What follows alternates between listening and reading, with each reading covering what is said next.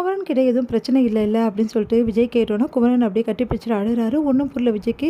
என்னாச்சு பிரதர் அப்படின்னு சொல்லிட்டு கேட்டோன்னே, நான்லாம் வேஸ்ட்டு பிரதர் அப்படின்றாரு. ஏங்க இப்படிலாம் பேசுகிறீங்க அப்படின்றாங்க. வேறு என்ன பிரதர், என் ஒய்ஃபை வந்து நான் சந்தோஷமாக வச்சுக்க முடியல, நான் எதுக்கு இந்த உலகத்தில், நீங்கள் என்ன சொல்கிறீங்க அப்படின்னோடனே நடந்த விஷயத்தெல்லாம் சொல்கிறாரு. என் ஒய்ஃப் என்னை விரும்பி கல்யாணம் பண்ணிக்கல, உண்மையிலே சொன்னால் அவள் விருப்பம் இல்லாமல் தான் என்னை கல்யாணம் பண்ணிக்கினா, வேறு வழி இல்லாமல் தான் என்னை கல்யாணம் பண்ணிக்கினா. நான் தான் அவளை ரொம்ப விரும்பினா, அவள் என்னை விரும்பவே விரும்பலை. அவள் வந்து ரொம்ப சந்தோஷமாக வாழணும், பெரிய பணக்கார வாழ்க்கை வாழணும்னு ஆசைப்பட்டா.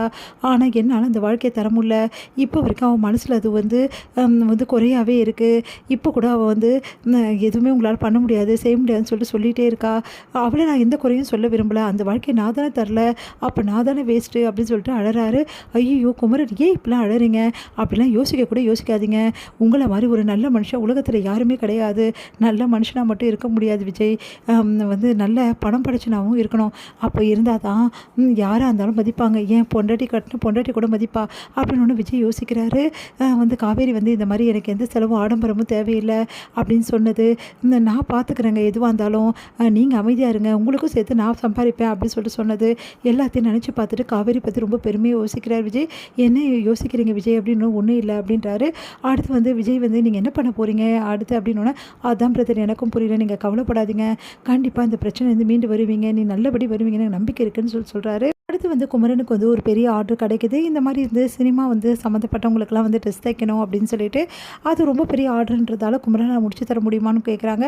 என்னால் கண்டிப்பாக முடிச்சு தர முடியும்னு சொல்லிட்டு குமரன் அந்த ஆர்டருக்கு ஒத்துக்கிறாரு.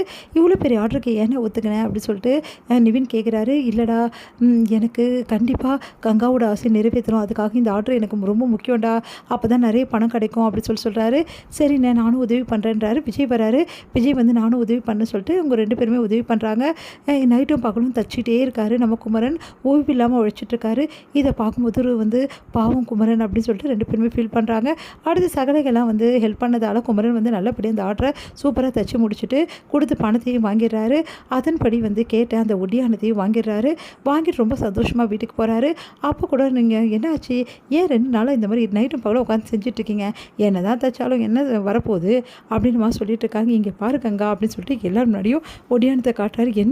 என்ன இது அப்படின்னோடனே, கங்கா ஆசைப்பட்ட ஒடியானோ அப்படின்னோடனே, ஏங்க இது நிறைய இருக்குமேங்க, போகணும் எப்படிங்க வாங்கினீங்கன்னொன்னே, ஏன் கங்கா என்னால் வாங்க முடியாதுன்னு நினச்சியா, நீ ஆசைப்பட்ட மாதிரி வாங்கிட்டேன் பாரு, அது மட்டும் கிடையாது, இந்த வளகாப்பு ரொம்ப சூப்பராக விமர்சையாக நம்ம கொண்டாட போகிறோம், நான் வந்து ஹாலும் புக் பண்ணிட்டேன் வளகாப்புக்கு அப்படின்னு அதிர்ச்சி அடைகிறாங்க. நீங்கள் என்னங்க சொல்கிறீங்க, இதுக்கெல்லாம் ஏது பணமா, என் நைட்டும் பகலும் வந்து நம்ம பிரதர் உழைச்சி சம்பாரித்து ரொம்ப கஷ்டப்பட்டு இதெல்லாம் வாங்கியிருக்காரு அப்படின்னு சொல்லிட்டு விஜய் சொன்னோன்னே எல்லாரும் ஆச்சரியப்படுறாங்க.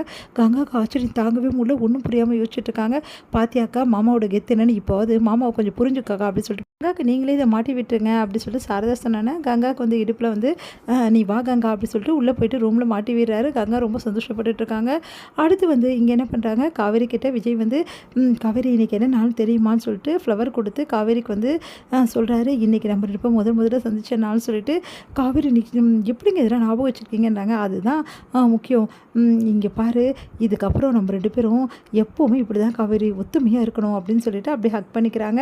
அடுத்து வந்து காவேரிக்கு வந்து கிஸ் பண்ணுறாரு விஜய். காவேரி வந்து ரொம்ப எல்லையை மீறி போகிறீங்க, ஒரு கிஸ்னால் பரவாயில்ல, இஷ்டத்துக்கும் கொடுக்குறீங்கன்னு நினச்சிட்டு இருக்கீங்க, அதெல்லாம் தெரியாது, டாக்டரு ஓகே சொல்லிட்டாங்க, அதனால் தினம் இந்த மாதிரி கிஸ் தான் அப்படின்னு சொல்லிட்டு அப்படியே கிஸ் பண்ணுறாரு.